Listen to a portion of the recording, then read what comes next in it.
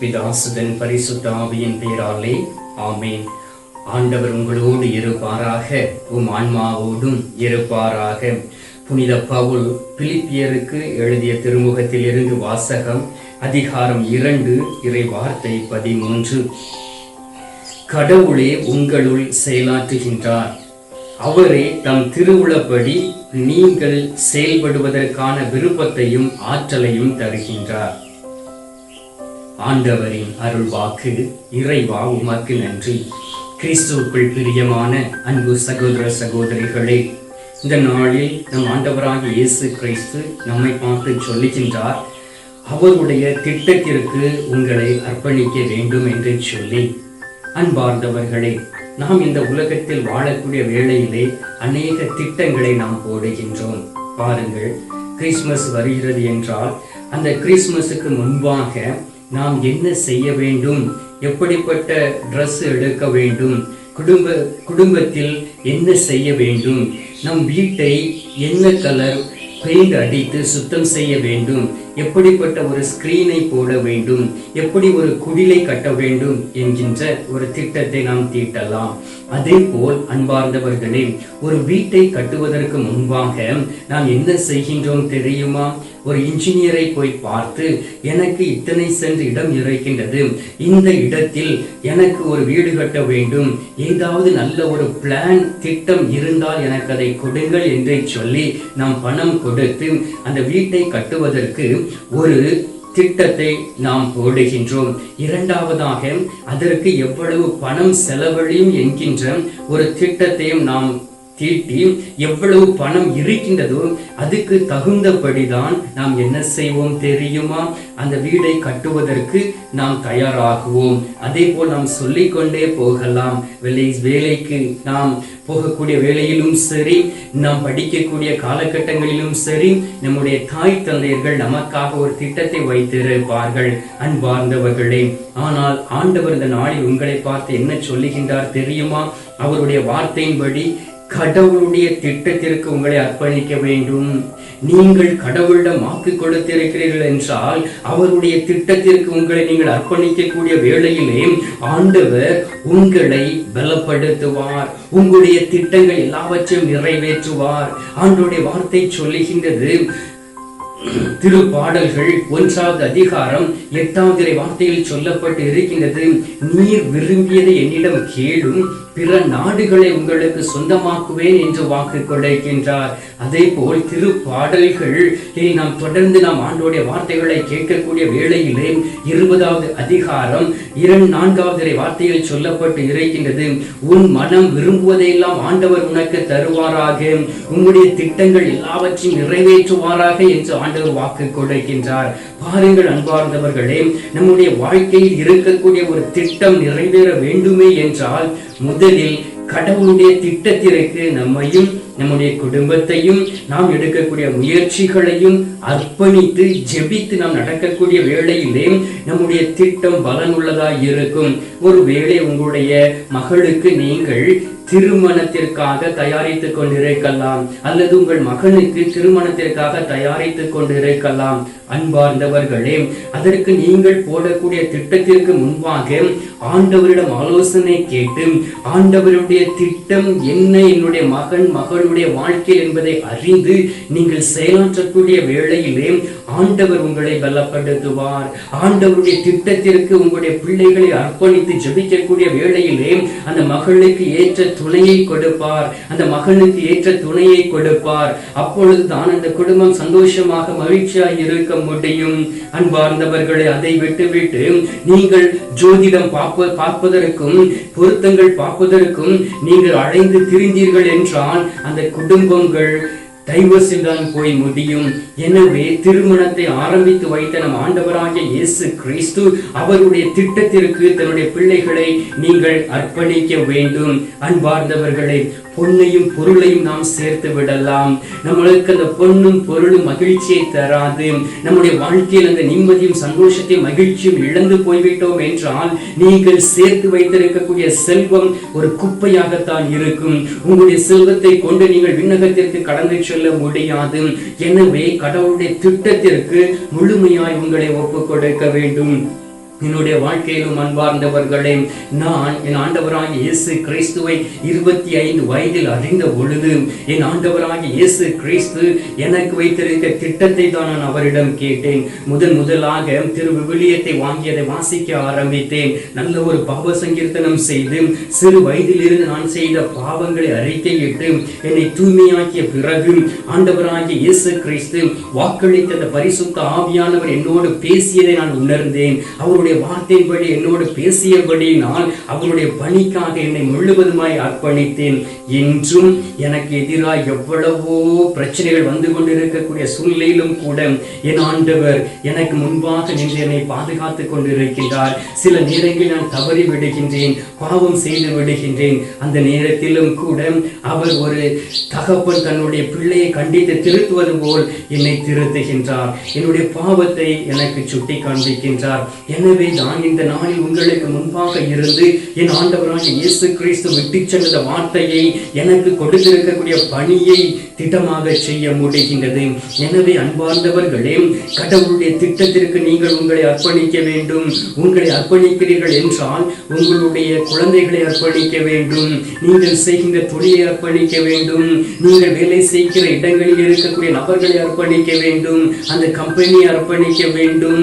நீங்கள் உங்களுடைய பிள்ளைகளை வெளியே அனுப்பக்கூடிய வேளையிலே அவர்களை அழைத்து அவர்களுடைய தலையில் உங்களுடைய கரங்களை வைத்து நீங்கள் ஜெபித்து ஒரு சிலுவை அடையாளம் வரைந்து அனுப்புவீர்கள் என்றால் அவர்கள் ஒரு பாதுகாப்பாக உங்கள் வீட்டிற்குள் கடந்து வருவார்கள். அன்பார்ந்தவர்களே, இதை நீங்கள் அறிந்து கொள்ள வேண்டும். அதை தான் பவுலடியார் அழகாக சொன்னார். என்னுடைய படிப்பு எல்லாவற்றையும் என் ஆண்டவராகிய இயேசு கிறிஸ்துவுக்கு முன்பாக குப்பையாக கருதுகிறேன் என்று சொன்னார்.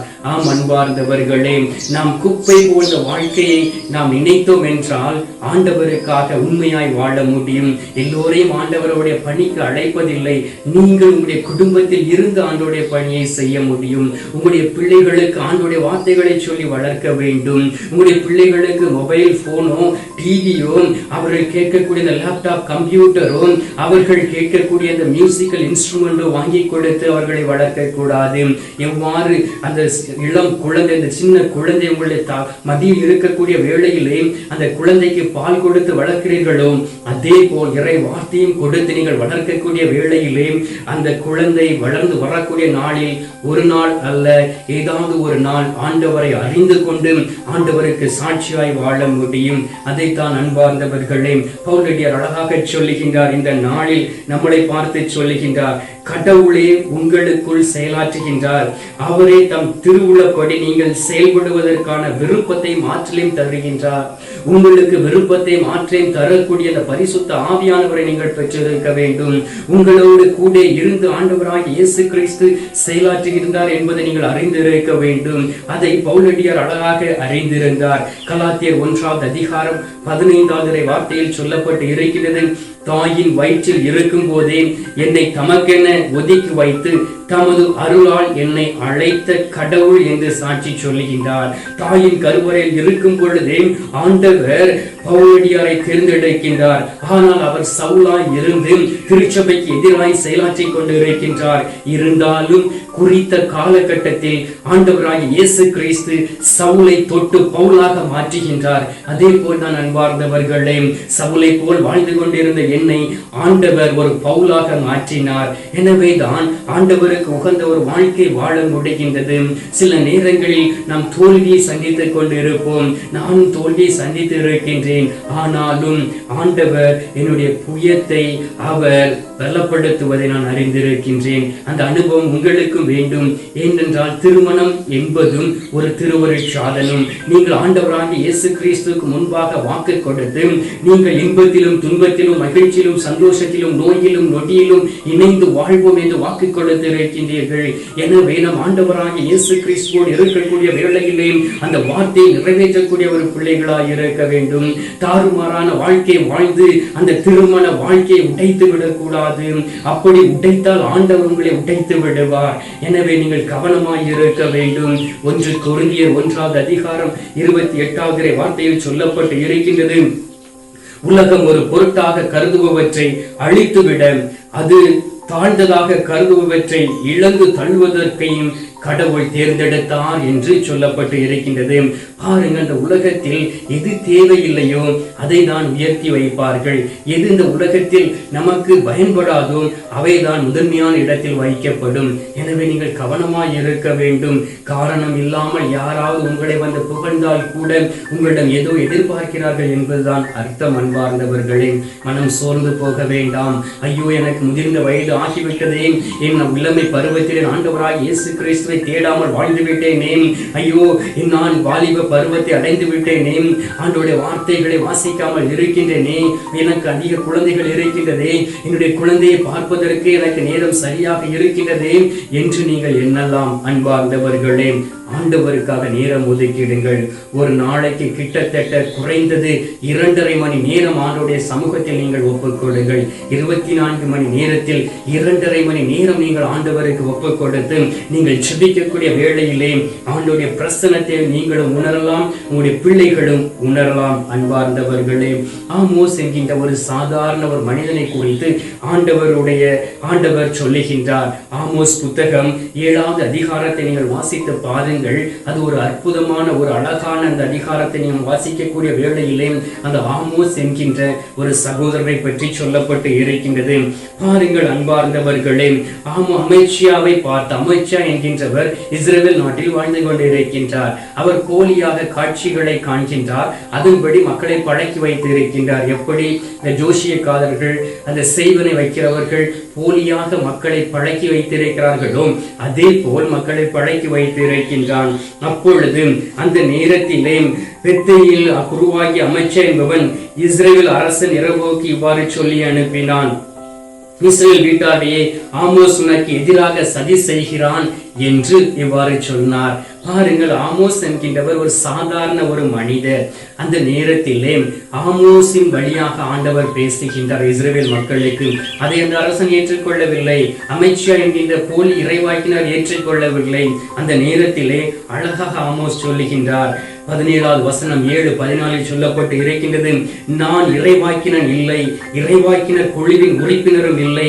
நான் ஆடு மாடுகளை மேய்த்து கொண்டிருந்தவன், காட்டு அத்திமர தோட்டக்காரன்.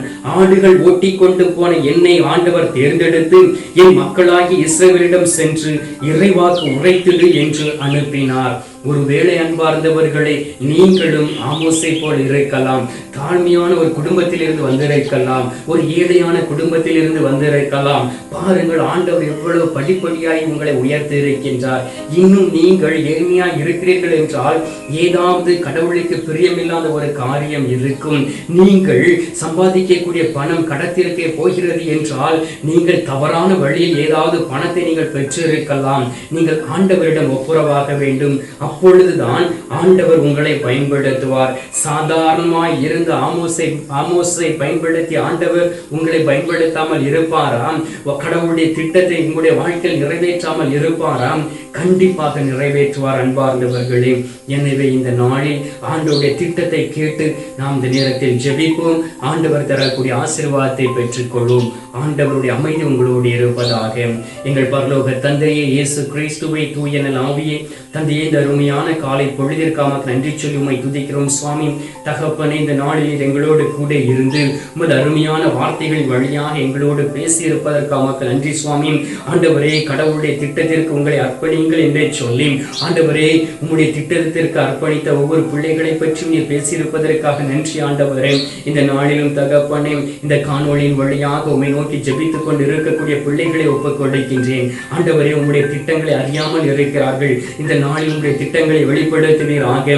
ஆண்டவரை, முழுமையாய் தன்னை உம்மிடம் அர்ப்பணித்து உங்களுடைய திட்டத்தை அவர்கள் அறிந்து கொள்ளக்கூடிய பலத்தையும் ஞானத்தையும் கொடுக்கும்படியாக ஜெபிக்கிறேன். ஆண்டவரே, சில வேளைகளில் அவர்கள் படித்த படிப்பை வைத்து அவர்கள் நினைக்கலாம், எனக்கு இந்த படிப்பு போதும், என்னிடம் பணம் இருக்கின்றது, செல்வம் இருக்கின்றது, எனக்கு எதற்கு ஆண்டவர், நான் மகிழ்ச்சியால் தானே வாழ்ந்து கொண்டு இருக்கிறேன் என்கின்ற எண்ணத்தோடு இருக்கலாம். அந்த பணத்தையும் பதவியும் வைத்துக் கொண்டு அவர்கள் கோயிலுக்குள் கடந்து வந்து அதிகாரத்தை செலுத்தி இருக்கலாம். ஆண்டவரே, இந்த பிள்ளைகளை உமது கரத்தில் ஒப்புக் கொடுக்கின்றேன். அவர்களை மன்னிப்பீராக, உமது பரிசுத்த இரத்தத்தினால் தீமைப்படுத்துவீராக.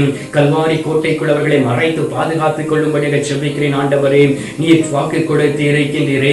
உன்னுடைய பாவங்களை மேற்கிலிருந்து கிழக்கு எத்தனை தொலைவில் இருக்கின்றதோ, மேலிருந்து விண்ணகம் மன்னகம் எவ்வளவு தொலைவில் இருக்கின்றதோ அந்த அளவுக்கு உன்னுடைய பாவங்களையும் குற்றங்களையும் மறைப்பேன், நான் எடுத்து மாற்றுவேன் என்று வாக்கு கொடுத்தவரே, இந்த நாள் இந்த பிள்ளைகளுடைய பாவங்களையும் குற்றங்களையும் எடுத்து மாற்றுவீராக. உம்முடைய திட்டத்திற்கு ஏற்பவர்கள் வாழக்கூடிய பலத்தை கொடுப்பீராக. ஆண்டவரே, அவர்கள் தன்னுடைய சொந்த திட்டத்தின்படி வாழ்ந்து விடாதபடி எதை செய்தாலும் உம்மிடம் ஆலோசனை கேட்டு உமது சமூகத்தில் கடந்து வந்து உம்மோடு பேசி அதை பெற்றுக் கொள்ளும்படியாக ஜெபிக்கிறேன். ஆண்டவரே, அவர்கள் உம்மை நோக்கி ஜெபிக்கக்கூடிய வேளையிலே நற்கருணை நாதரே உமது முகத்தை பார்த்து வந்து ஏதாவது திட்டத்தை வைத்து அதை அர்ப்பணித்து ஜெபிக்கக்கூடிய வேளையிலே அந்த திட்டத்திற்கு நீர் பதில் கொடுக்கும்படியாக ஜெபிக்கிறேன் சுவாமி. அவர்களுக்கு ஆதரவாய் இருந்தவர்களை வழிநடத்தும் சுவாமி. நீர் அவர்களை தேற்றும்படியாக ஜெபிக்கிறேன் ஆண்டவரே. அவர்களை ஒரு சாட்சியாய் நிறுத்தும்படியாக ஜெபிக்கிறேன் சுவாமி. தகப்பனே, இந்த நாளிலும் நான் தோல்வி அடைந்து விட்டேனே, என்னுடைய வாழ்க்கையில் வெற்றி இல்லையே, இது என்னால் வந்ததுதான் என்கின்ற ஏக்கத்தோடு அவர்கள் உம்மை நோக்கி ஜெபிக்கலாம். அந்த தோல்வியை நீர் எடுத்து மாற்றுவீராக. சிலுவை என்பது வெற்றியின் சின்னம் என்பதை அவர்கள் அறிந்து கொள்ள செய்யும்படியாக ஜெபிக்கிறேன் ஆண்டவரே. சிலுவை என்பது தோல்வியின் சின்னம் அல்ல என்பதை அவர்கள் உணர்ந்து கொள்ள நீர் கூட இருந்து வழிநடத்தும்படியாக ஜெபிக்கிறேன் ஆண்டவரே. அவர்கள் தோற்று போனது அவர்களுடைய திட்டமே அன்றி உம்முடைய திட்டம் அல்ல என்பதை உணர்ந்து கொள்ளும்படியாக உம்மை நோக்கி நாங்கள் ஜெபிக்கிறேன் சுவாமி. ஆண்டவரே, இந்த நாளில் இந்த குடும்பங்களை நீர் அரவணைத்து வழிநடத்த போவதற்காக ஸ்தோத்திரம். அவருடைய திட்டங்களை நிறைவேற்ற போவதற்காக நன்றி சுவாமி. மீட்பரும் இரட்சகருமான இயேசுவின் திருக்கரத்தில் ஒப்புக் கொடுத்து எங்கள் தாய் கன்னி மரியாள் வழியாக ஜெபிக்கின்றோம். எங்கள் நல்ல தந்தையே, ஆமேன். அருள் இறைந்த மரியே வாழ்க. கர்த்தர் உடனே பெண்களுக்குள் ஆசீர்வதிக்கப்பட்டவர் நீரே. உம்முடைய திரு வயிற்றின் கனியாகிய இயேசுவும் ஆசீர்வதிக்கப்பட்டவர்.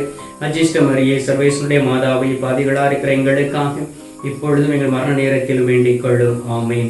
பிதாவுக்கும் சுதனுக்கும் பரிசுத்த ஆவிக்கும் மகிமை உண்டாவதாக. அதில் இருந்தது போல இப்பொழுதும் எப்பொழுதும் என்றென்றும் இருப்பதாக. ஆமேன். அன்பார்ந்தவர்களே, ஆண்டவர் உடைய ஜெபத்தை கேட்டிருக்கின்றார். ஆண்டவருடைய திட்டத்திற்கு உங்கள் குடும்பத்தை ஒப்புக் கொடுத்து நாம் ஜெபித்து தொடர்ந்து ஜெபித்து இந்த நேரத்தில் ஆண்டவர் தரக்கூடிய ஆசீர்வாதத்தை பெற்றுக்கொள்வோம்.